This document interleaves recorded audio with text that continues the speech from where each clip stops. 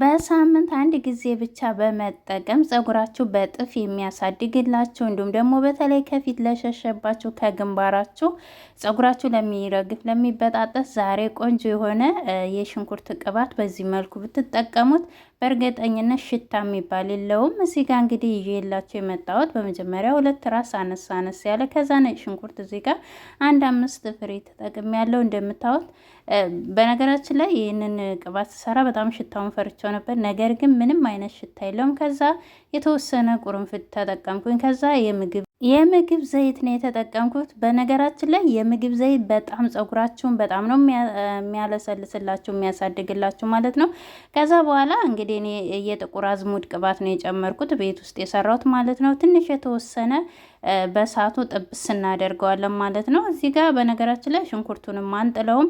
ከዛ ለ5 ደቂቃ ያህል ትንሽ እየጠበስ አድርገ ነው ከዛ ግጥም እናደርገውና እስከሚቀዘቅዝ እንተዋለን። መልሰን ደግሞ ትንሽ ከዛ መልሰን 5 ፍሬ የሚሆን ቁርንፍድ እናስገባበትና ከዛ በኋላ እስከ ማታ እናዘገየዋለን። እዚህ ጋር እንግዲህ ፀጉሬን እየተቀባው ነው። ተተቀባሁት በኋላ ራሱ ታጠቢው አላለኝም። በቃ የሆነ ፀጉራችሁ ራስ ምታት ያለባችሁ በጣም ነው